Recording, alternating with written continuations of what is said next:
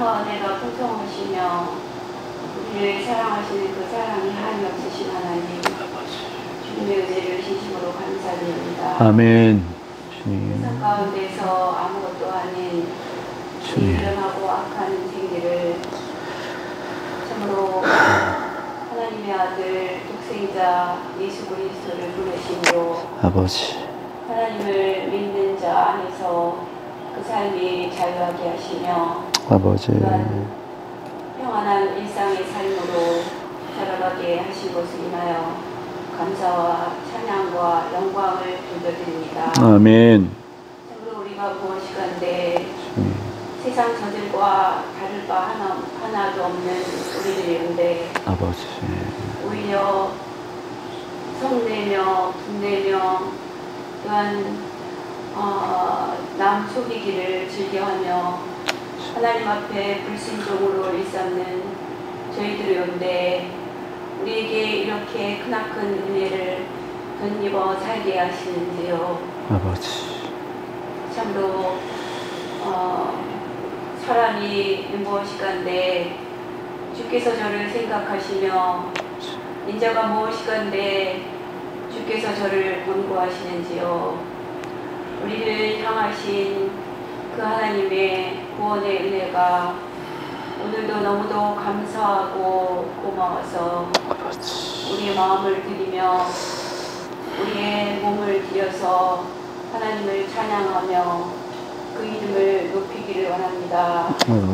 주님, 우리 예배를 받아주시고 우리를 음량하여 주시옵소서. 아멘. 오늘 드려지는 이 예배가 하나님 앞에 상달되게 하시고 아멘. 신령과 진정으로 드리는 귀한 예배, 최고 예배가 되어질 수 있도록 주님 은혜를 허락하여 주시옵소서. 아멘. 참으로 감사로 제사를 드리는 자가 나를 영화롭게 하나니 그 행위를 옳게 하는 자에게 내가 하나님의 구원을 보이겠노라고 하신 하나님, 오늘 예배를 통하여서 우리의 마음과 몸이 새로워지게 하시고 변화되게 하시며 또한 새로움을 덧입는 은혜가 임하게 하옵소서. 아멘. 또한 우리의 죄가 그를 통하여서 눈과 같이 깨끗하게 참으로 양털과도 같이 휘어지는 은혜의 역사가 오늘 이 시간 나타나게 하여 주옵소서. 아멘. 주님, 특별히 이 주님의 습교회를 하나님 기억하여 주옵소서. 아버지, 만세전에 이곳에 하나님의 교회를 세우시고 지금까지 오게 하셨으며 또한 우리 성도님들 모여서 서로 교제하며 사랑하며 또한 또 파악할 수 있도록 모든 상황을 선히 인도하신 하나님께 감사를 드립니다. 아멘. 참으로 이제 이 교회 가운데 우리 10년 가운데 임한 이 현재적인 하나님 나라를 소유한 자로서 아버지, 또한 장차 우리에게 도래할 미래지향적인 하나님 나라를 기대하며 소망하는 가운데 이제 최종적으로 이루어질 그 하나님 나라를 향해 달려가는 우리 모두가 되어지기를 참으로 소원드립니다. 아버지, 그 가운데서 참으로 이 교회 믿는 자의 수요가 날마다 더해지게 하시고 정말 이 교회가 하나님의 기뻐하시는 교회의 모습으로 정말 진리가 살아 숨쉬는 교회, 정말 다른 교회, 그런 모습으로 교회가 날마다 든든히 세워져 갈 수 있도록 주님 은혜를 허락하여 주시옵소서. 아멘. 오늘도 말씀을 들고 단위에 서신 우리 박영규 목사님을 하나님 기억하여 주옵소서. 아멘. 주님, 참으로 어려움과 또한 고통 가운데서도 또한 힘든 가운데서도 주님을 향한 그 신실한 믿음의 정절을 지켜나가게 하셔서 참으로 감사를 드립니다. 아버지, 또한 그 마음에 또한 날마다 기쁨과 또한 즐거움이 넘치게 하시고 그 마음의 중심을 주께서 하시오니 주님 날마다 새 힘을 허락하여 주시고 정말 그 마음의 위로와 평강이 늘 넘칠 수 있도록 주님 함께하여 주시옵소서. 아멘. 오늘 전하시는 말씀 가운데 주님 참 함께하여 주셔서 아버지. 전하는 말씀이 우리의 심령을 찔러 쪼개고도 나무니 있는 귀한 말씀으로 받게 하셔서 아버지. 참으로 그 말씀으로 말미암아 세상에 나아가 우리가 살아갈 때 정말 힘과 능력으로 나타나게 하시고 주께서 참으로 세상을 이기신 것과 같이 우리도 세상을 이기며 승리하며 나아가는 귀한 성도님들을 다 될 수 있도록 주님 함께하여 주시옵소서. 아멘. 감사드리며 주님의 거룩하신 이름으로 기도드렸습니다. 아멘.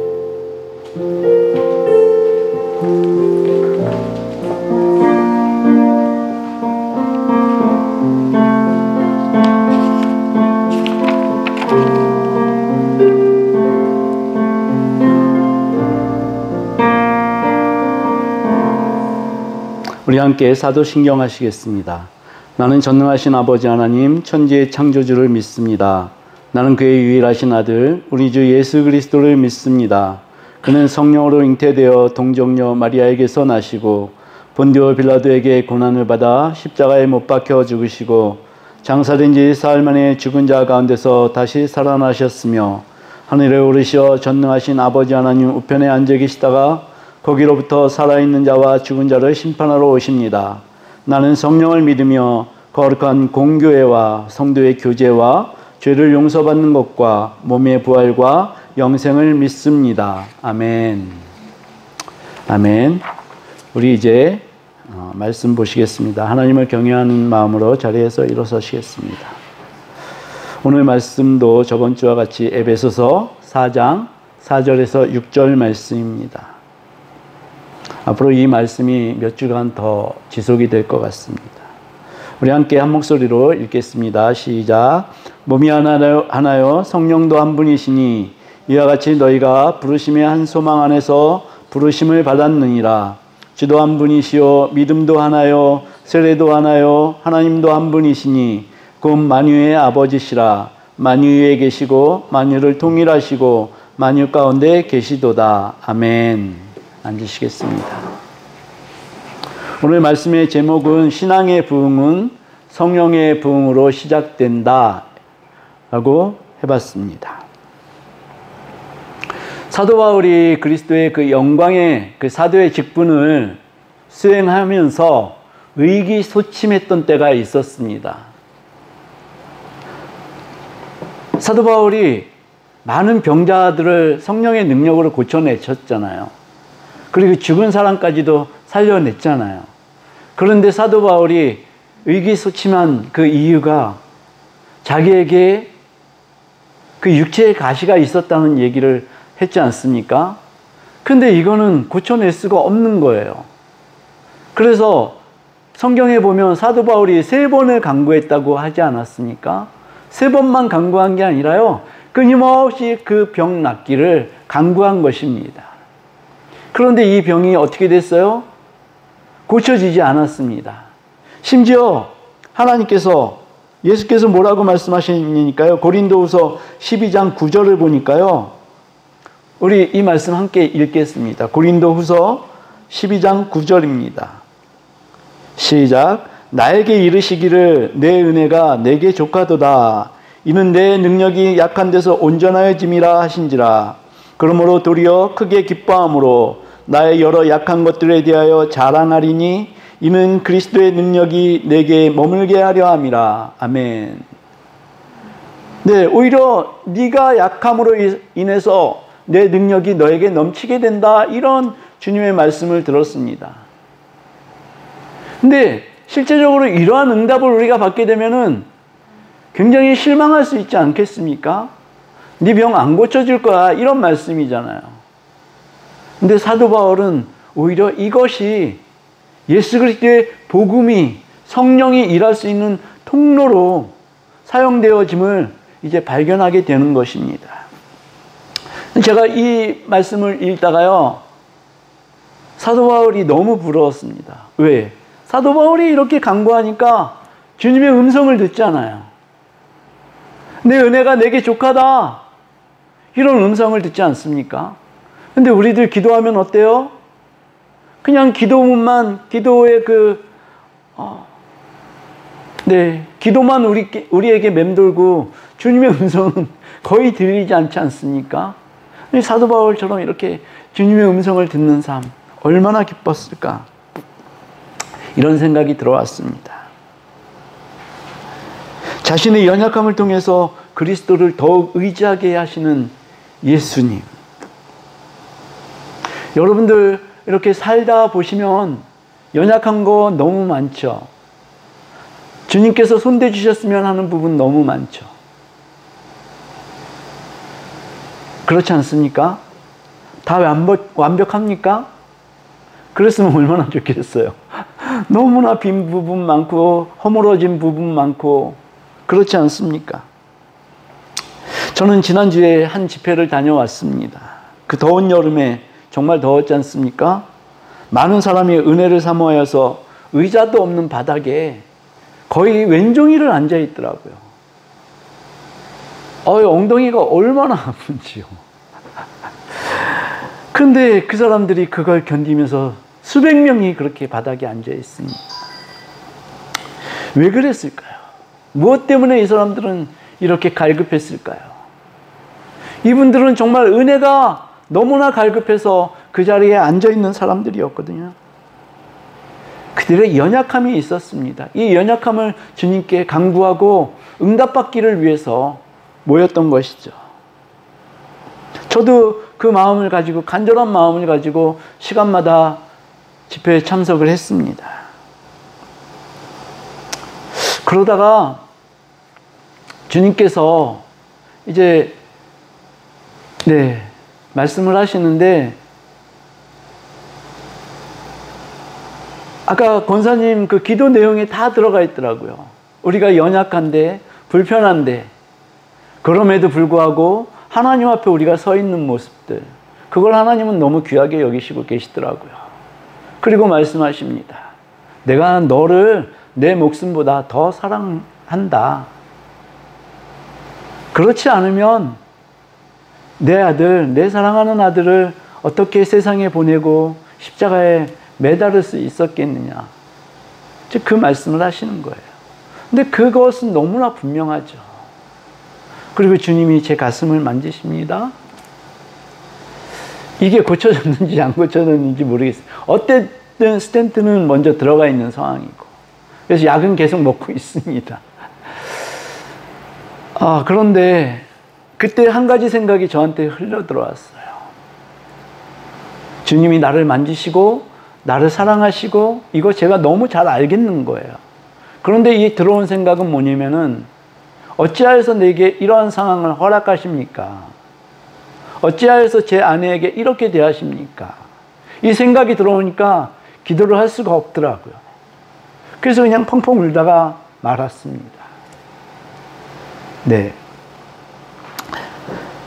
그런데 다시 생각해 보면은요, 하나님이 저를 붙들어 놓으시는 방법은요, 하나님께서 너무 잘 알고 계시더라는 것이죠. 이런 환경이 아니면 저는 하나님 앞에 매여 있을 사람이 아닙니다. 하나님을 이렇게 간절히 붙잡고 간절히 하나님께 매달리는 그러한 성격도 아닙니다. 그런 의미에서 볼 때 지금의 환경은 저에게 있어서는 최선입니다 라고 하나님께 고백할 수 있습니다.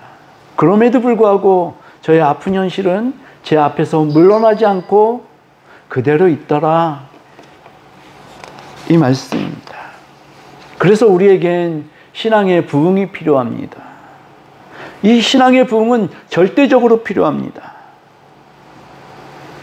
하나님은 누누이 말씀드렸듯이 우리가 구원받은 그 상태에서 머물기를 바라시지 않습니다. 결코 바라시지 않습니다.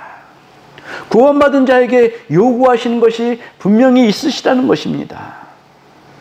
그것을 위해서 우리에게 성령을 주셨고요. 만약에 하나님께서 구원받은 것으로 끝났다라고 생각을 하신다면 우리에게 성령을 주실 필요가 없습니다. 성령을 주시는 것은 하나님께서 우리에게 요구하시는 그 무엇인가가 있으시다는 말씀입니다. 그 대답을 에베소서 2장 10절이 들려주고 있습니다.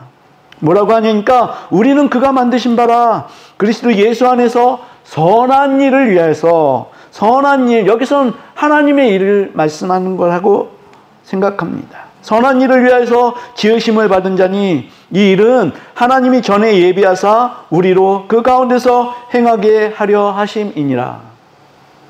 네, 선한 일을 위해서 우리를 지으셨다는 그 말씀입니다. 선한 일을 위해서 우리를 구원하셨다는 것입니다. 또 에베소서 2장 7절에 의하면 하나님의 은혜의 지극히 풍성함을 오는 세대에게 너희들이 말해라. 하나님이 이러한 의도를 가지고 성령을 또 우리를 구원하셨다는 것입니다. 또 사도행전 2장 10절을 보시게 되면요, 오직 성령이 너희에게 임하시면 너희가 권능을 받고 예루살렘과 온 유대와 사마리아와 땅끝까지 이르러 내 증인이 되리라 하시니라. 내 증인이 되리라. 이것을 위해서 우리를 구원하셨고요. 또 사도행전 13장 47절은 우리를 이방의 빛으로 삼아 땅끝까지 구원하시겠다. 우리를 이방의 빛으로 삼으시겠다는 것입니다. 우리가 구원에 머무는 것, 그것은 초등학생 그 자리에 그대로 있는 것입니다.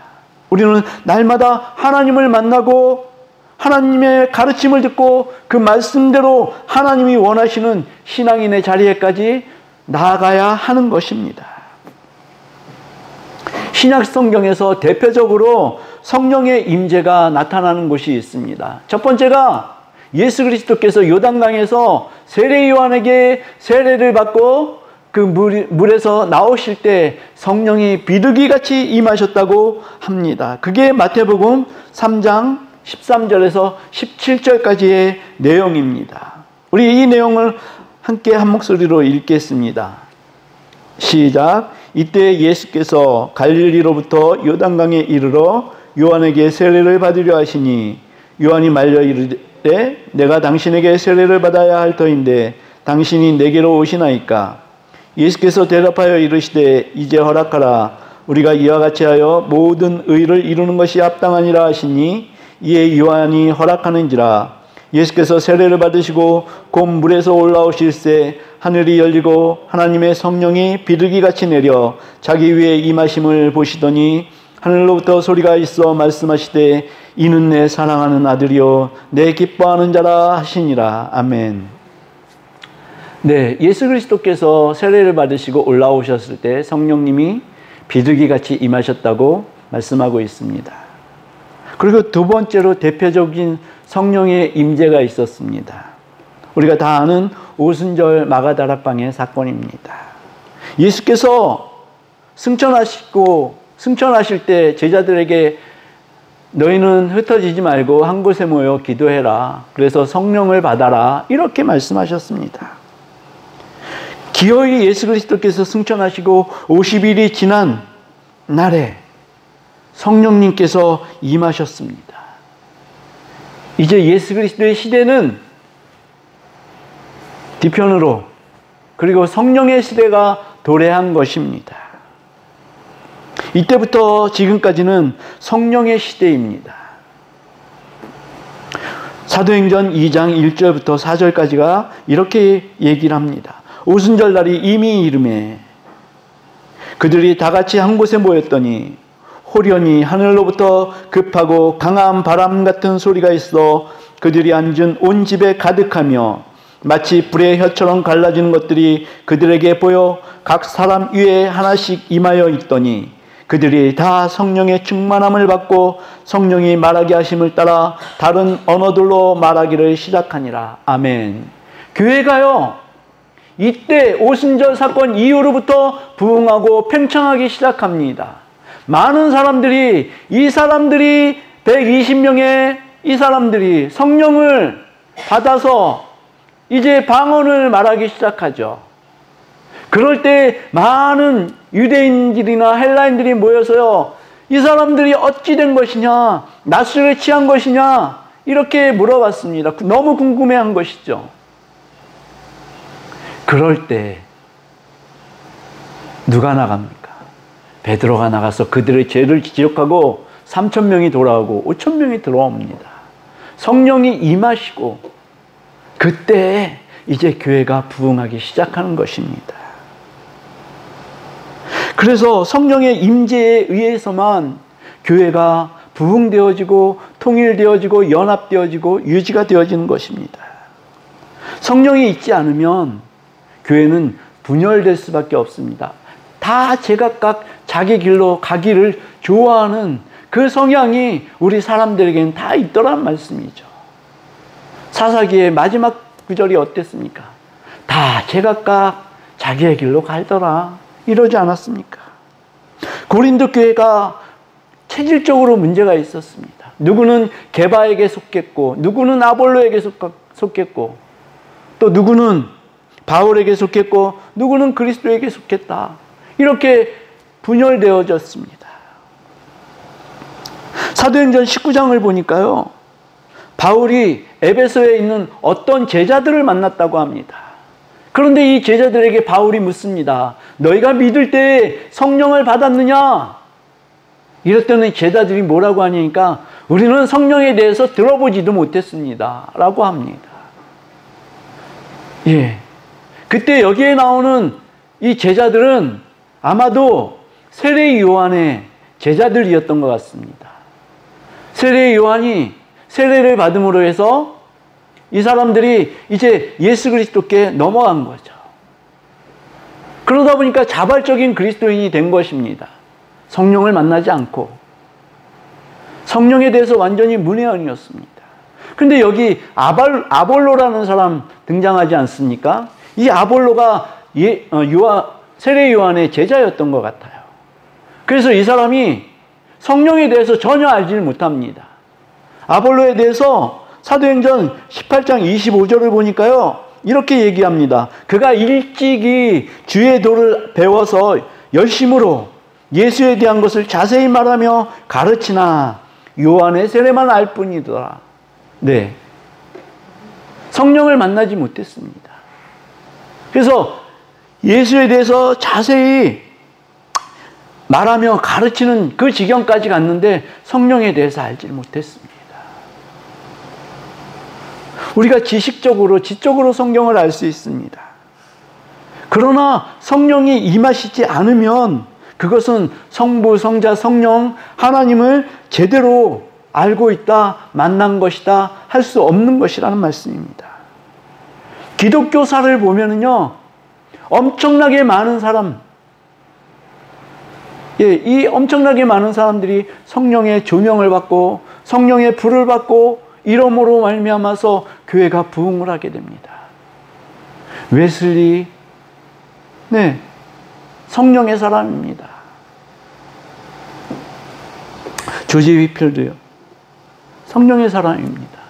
이런 무수히 많은 사람들이 성령을 만나서 이제 성령의 일을 하는 것입니다.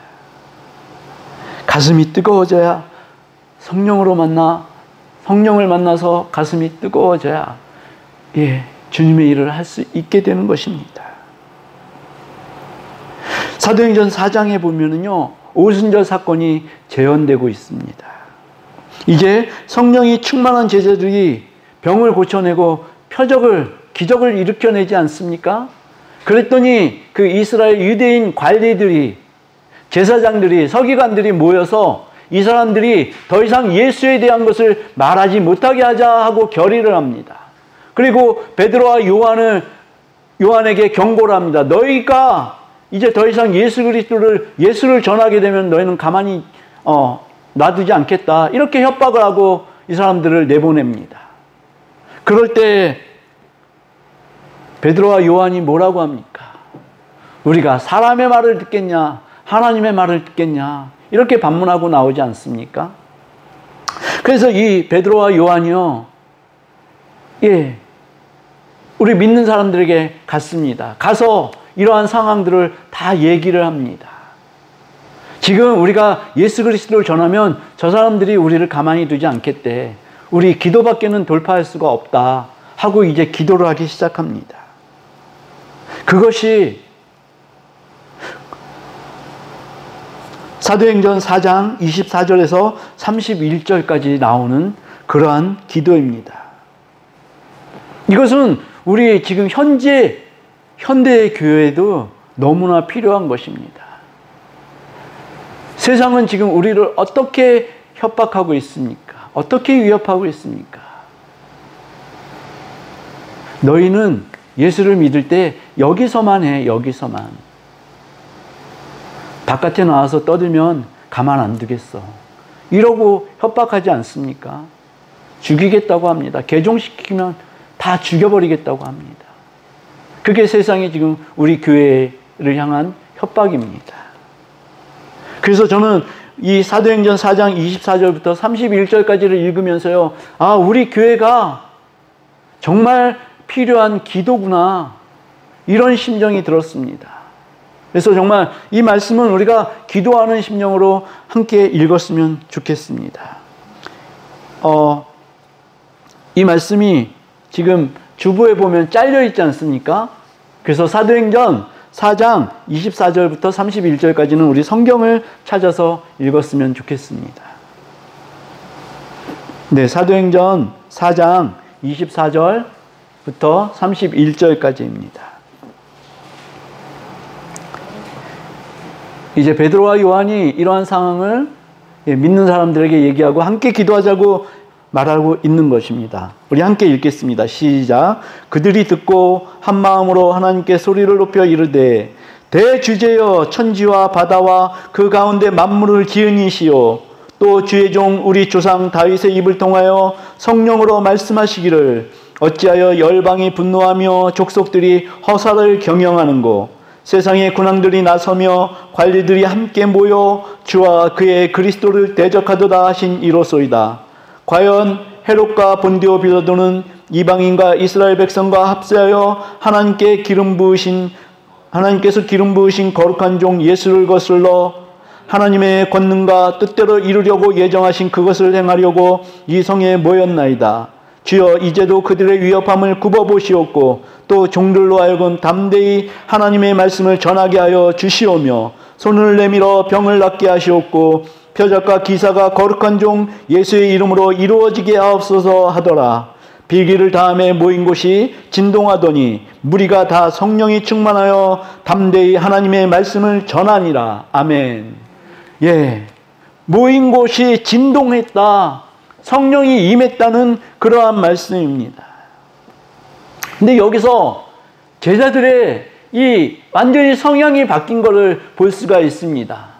그전에는 예수님이 십자가에 매달리시기 전에는 네가 그와 함께 있던 자 아니냐 했을 때 나는 결코 그 사람을 알지 못한다 하고 도망가기에 급급했던 제자들이었습니다. 그런 제자들이 이 기도문을 통해 보니까요, 하나님, 저들이 우리를 위협합니다. 예수 그리스도의 그 말씀을 전할 때 저들이 우리를 죽이겠다고 합니다. 그러면 예전의 제자들 같으면 우리를 그 손에서 보호해 주십시오, 이렇게 기도했어야 되는데요, 제자들이 그렇게 기도하지 않습니다. 담대히 하나님의 말씀을 전하게 해 주십시오. 제자들의 기도가 이렇게 바뀌었다는 것입니다. 그래서 우리가 병자들을 고쳐낼 수 있게 하셨고, 왜냐니까 예수 그리스도의 살아있는 것을 저들에게 보여주기 위해서 이제 이들의 기도가 이렇게 담대하게 변한 것입니다. 성령을 받은 이후의 기도는 이렇게 놀랍게 변하는 것입니다. 우리를 보호해 주소서, 이 말씀이 아니라 우리가 담대하게 전할 수 있도록 해 주소서, 이렇게 기도가 되어진다는 것이죠. 이 기도가 우리 주님의 숲 교회 모든 성도들에게 일어나시기를, 기도가 되시기를 주님의 이름으로 축복합니다. 성령님의 일하심은 지금도 계속되고 있습니다.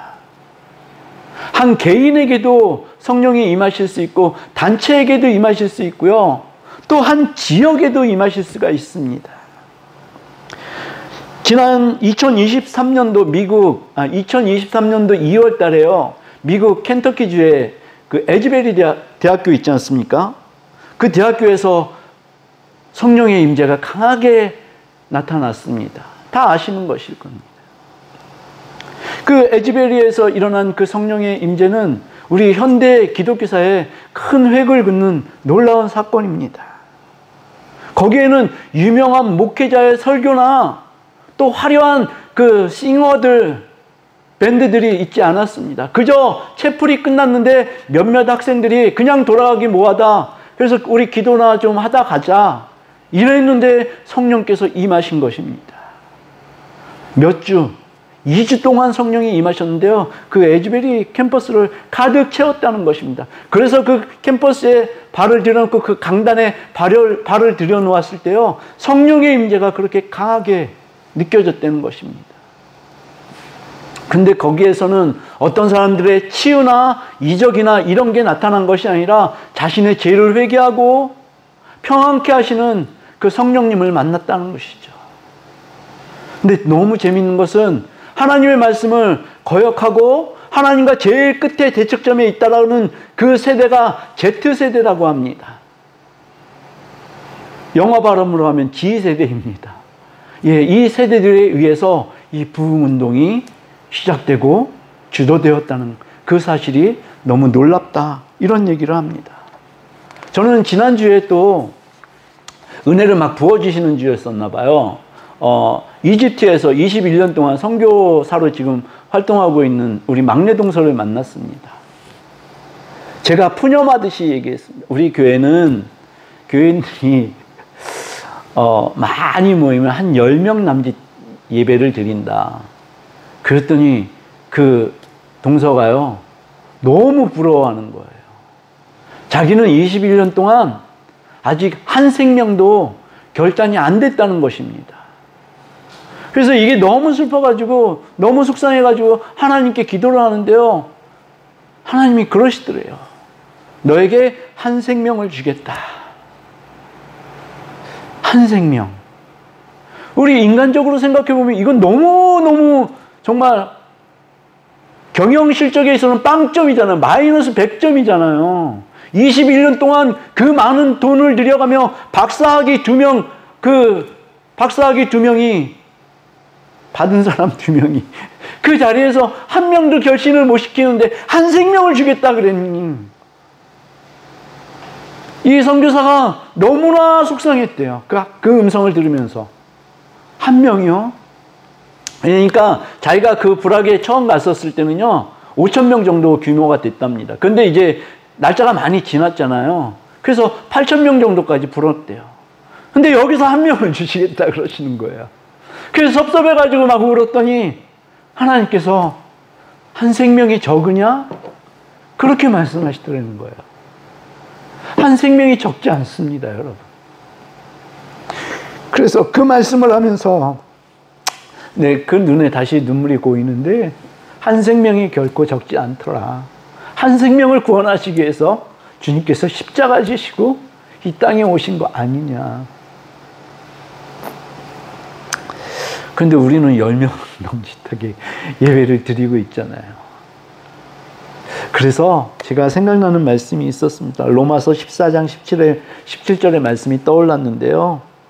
하나님의 나라에 대해서, 하나님의 나라는 먹는 것과 마시는 것이 아니요 오직 성령 안에 있는 의와 평강과 희락이라. 성령께서 우리에게 임하시지 않으시면은요, 의와 평강과 희락은 우리하고는 아무런 연관이 없습니다. 성령께서 임하셔서 우리의 마음을 만져주셔야지 우리는 의와 평강과 희락 가운데 놓여질 수 있는 것입니다. 아멘. 사랑하는 성도 여러분, 성령 안에 있는 의와 평강과 희락을 여러분들의 것으로 누리시기를 주님의 이름으로 축복합니다. 우리 교회가 부흥되어지는 방법은 딱 하나 있더라고요. 제가 에즈베리 이 대학교에서 힌트를 얻었습니다. 제가 나와서 기도하다가요, 성령이 임재하셔가지고 여기에 꽉 차면은요, 소문이 날 수밖에 없습니다. 그러면은요, 사람들이 무슨 일인가 하고 이 교회에 발을 들여놓습니다. 수많은 사람들이 와서 그 일에 동참하게 될 것입니다. 이런 교회가 되기를 우리 주님의 이름으로 축복합니다. 아멘. 우리 함께 찬양하시겠습니다. 주께서 높은 보좌에 앉으셨는데